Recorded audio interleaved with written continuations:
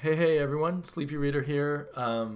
Damien, I got 5 comics plus one this past Wednesday. The plus one was this reprint of Conan number 4 from the old early 70s Conan comic from Marvel with early Barry Smith art in it. Uh, this is kind of a grumpy week of comics. For the most part, I was not pleased with the comics I got this week. I only got 5, small amount for me, and I can imagine, sometimes I poo-poo people saying, "Oh, comic books aren't any good these days," but I could imagine someone going in and buying the 5 comics I bought and saying, comics aren't that exciting for me right now." However, I saw a ton of people say how much they loved Conan the Barbarian. In fact, I probably would have put up a video sooner, but I kept seeing people saying that, and it kept slapping me in the face. How could they think that? This wasn't very good. Finally, I realized my problem is it's not my Conan, or the Conan that I am able to usually project onto the average Conan comic I read. And there's certainly been plenty of Conan comics that I don't think are very good, and ones that I thought were great. And this does not fall into the great the great pile for me by a long shot, and it just feels wrong and off to me personally. But maybe my take on Conan is just a certain thing, and I can't let go of that since I've been interested in Conan since I was 10 years old. So to me, it it even starts here where the map of the Hyborian Age kingdoms is just kind of hard to see and out of focus, as if somehow that it's not so important. I mean, I don't think that was really their intent, but I think they were trying to make it dusty with age, but that seems symbolic to me now. To me, the background of the Hyborian Age of that world and the layers of history behind it are as important as the characters, or is a major character in the story, a major thematic component. And the other major thematic component is Conan as the barbarian who is better than the civilized people. The civilized people think they're better, but they're actually decadent and lacking in real values that actually count. And you can interpret that, I guess, in a lot of different ways, but even politically if you wanted to. But I didn't sense that Conan in here. I sensed a kind of Conan with an emphasis on the brutality, the savagery, but not the better than civilization or having any values at all. His values seem to be chopping off heads, drinking, and finding women, with no other motivating force, no other intelligence or motivation behind it. Early on, I thought, early in his career, he was a curious youth exploring, kind of in exile from his own kingdom, or not his own kingdom because he wasn't a king, but his own lands, his own people. A brooding loner. But here he just seems to be motivated by alcohol and a little bit by money. And I don't know. And seems to, from the way they put it here, be interested in the kinkier side of sex, which seems to me like the civilized decadence. They use the word rough stuff in here, which I assume means somewhat kinky S&M violent sex. It's almost, and the art really bothered me. The backgrounds are mostly blank or vaguely look like kind of a dusty village that's hardly there. Hardly the layers of decadent civilization and history and gleaming towers and all of that exotic cities that I expect from Conan. I think that's just laziness. I think the artist is expecting the colorist to take up all the slack, but there's only so much a colorist can do in terms of creating that sense of history. And even when we're in some very ill-defined tower of the witch, it's vague and it's lacks in substance. And when we get a picture of Conan as the king, the main picture we get of him is on a utterly desolate battlefield, slaying the dying, which, certainly is accurate, I suppose, to war, but this carries no sort of admirable qualities at all.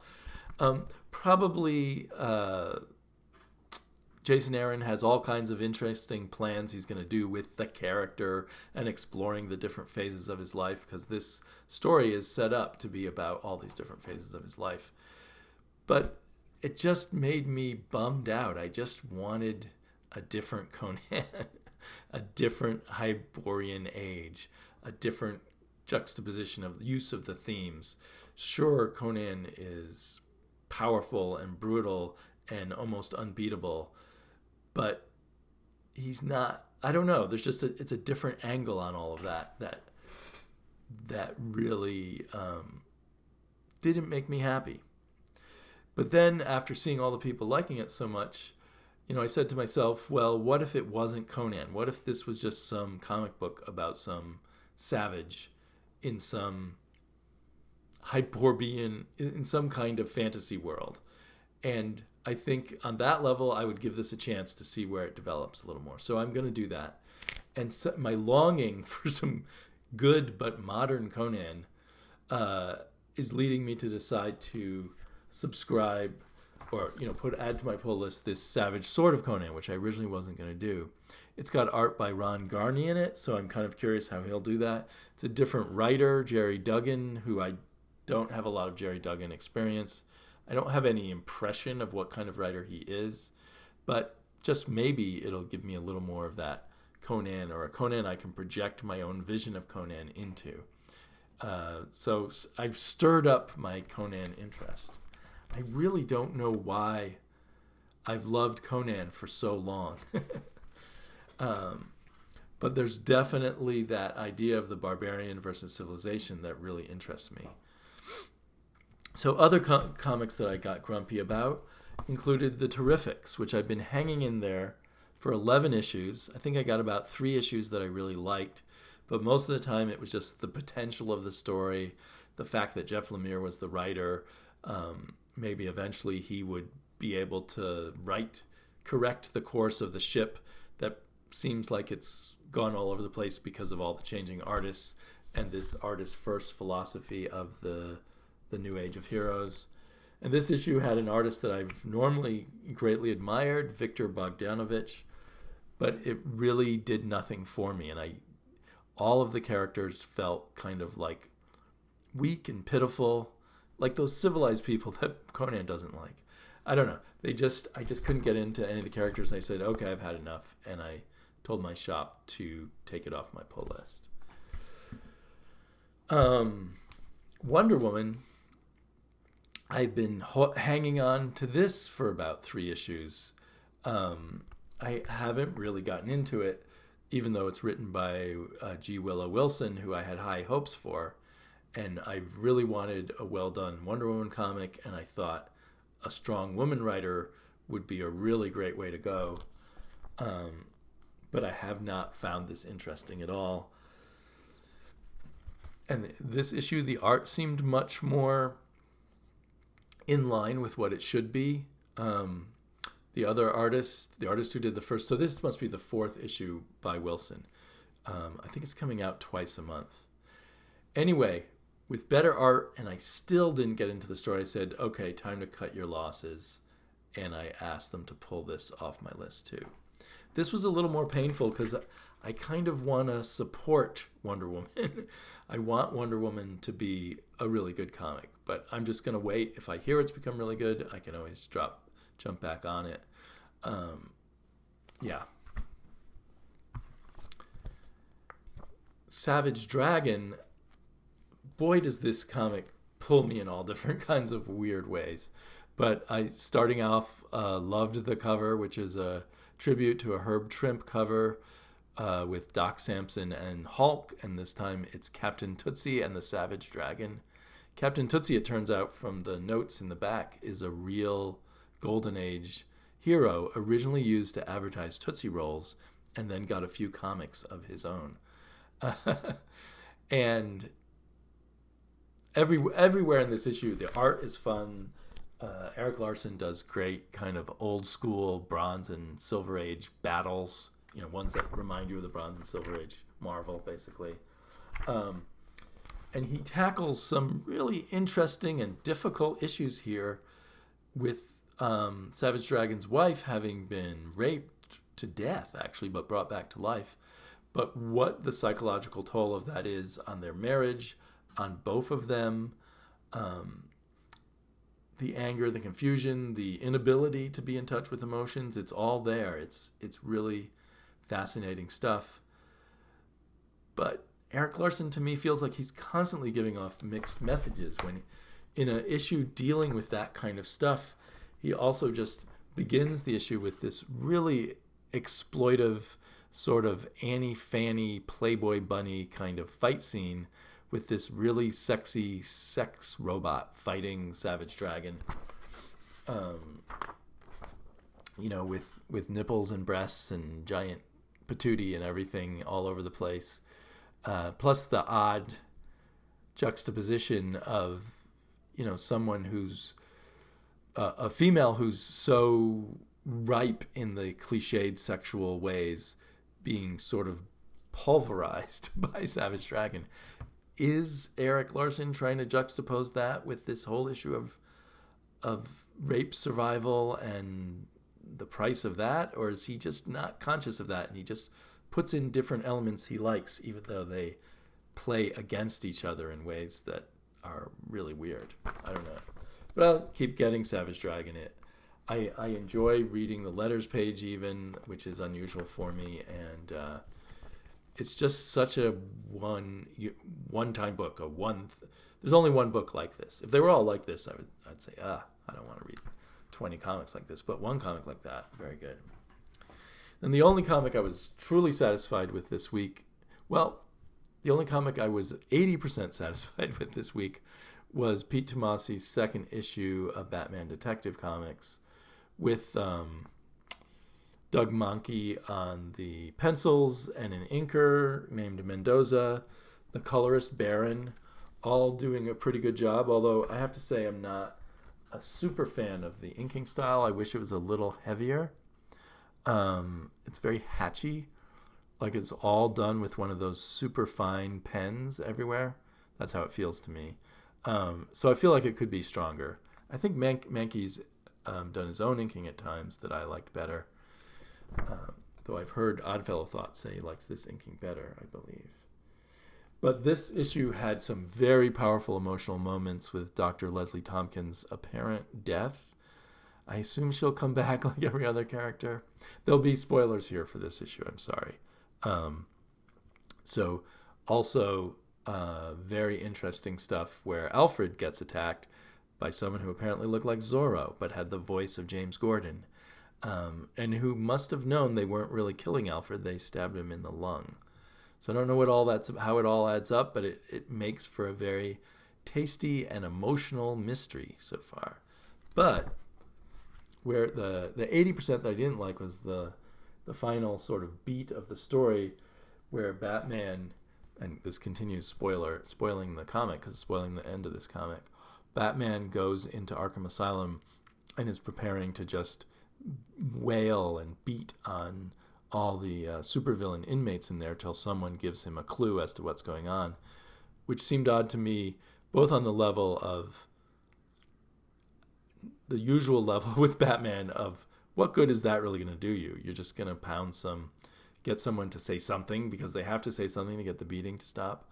Or what good is it going to do you when you don't have didn't see any evidence that it would have something to do with Arkham and something to do with villains that are currently locked up.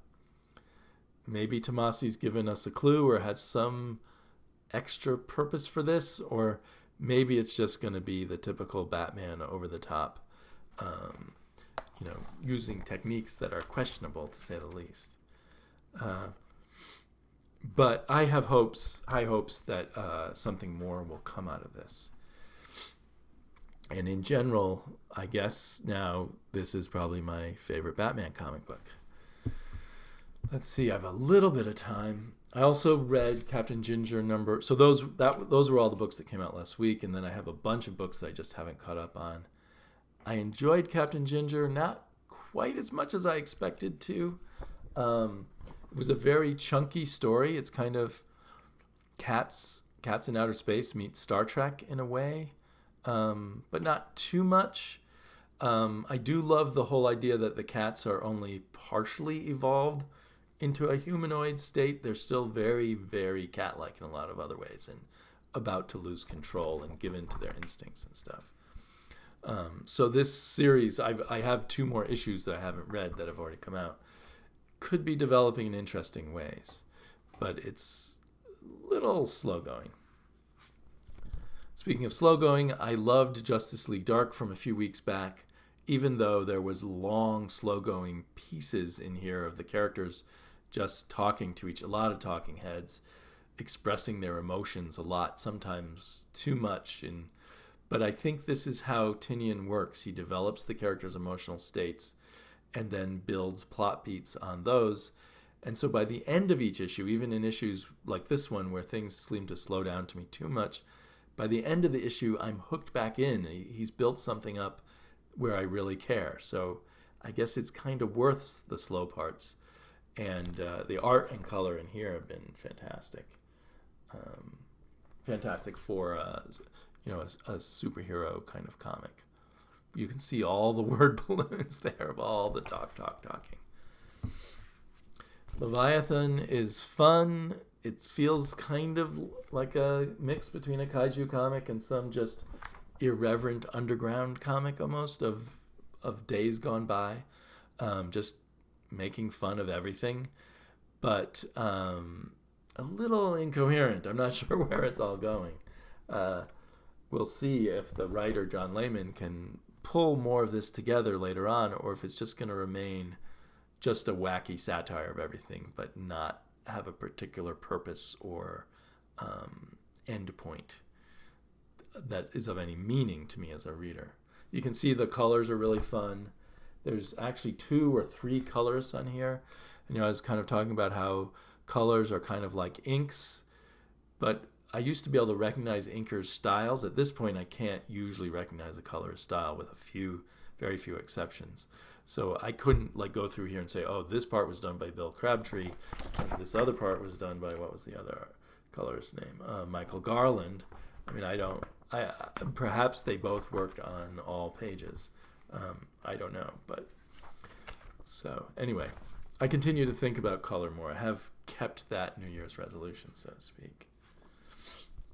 I really was surprised in Faith Dreamside number 3. They finally go into the land of the dead and ghosts, and it was really cool. I really enjoyed it, and it makes me a bit sad that it's only going to be one more issue, because this was the first issue where they go into that other world, and it had a lot of interesting twists and character beats and tiebacks to earlier Faith adventures. So cool stuff. I hope they keep doing these Faith minis, although I didn't like the one just before it, or maybe it was a Faith one-shot just before it. Self-Made, I can't tell you too much of my problems with this specifically without giving away a lot of plot points, which are big turning. By the end of this book has a big turn in the plot that changes everything. Then you look back on it and, oh yeah, that all makes sense. The story structure and everything was a little confusing, and I felt could have used some editing, at the story plotting level before the beats of the story as they were set out.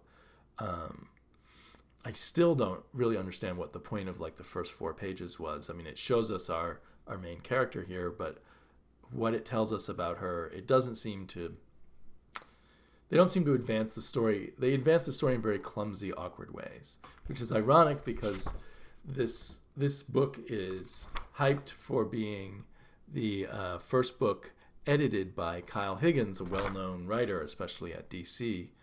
So I thought the story aspects of things would be more ironed out.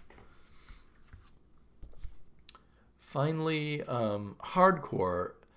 This feels like it's made to become a TV show or a movie, but it was a lot of fun to read. It's created by Robert Kirkman and Andy Diggle, and I think the copyright was Skybound, so Robert Kirkman's company, which is both a comic book company, I think, and a TV or media development company. So it's basically a twist on the CIA assassin story where they have the technology where their assassin can go into the body of anyone who they've kind of prepped in advance, with this, by putting a secret nanotech thing in them. And then he can use their body to commit the assassinations and then leave their body. So you can go into the Russian mafia boss's sidekick's body and then use it to kill the Russian mafia boss or whatever, or steal information, or whatever you need to do. So it's a really fun idea, and it's a very professionally well put together story plot. The reverse of self-made. Every beat of the story is well thought out and put together. So I could see continuing to buy this, or I could see picking it up in trade sometime when I just want a kind of fun espionage assassin story, or just seeing the movie someday. I'm not sure which. Okay, I gotta run. Thanks for joining me, and I will be back soon with another video.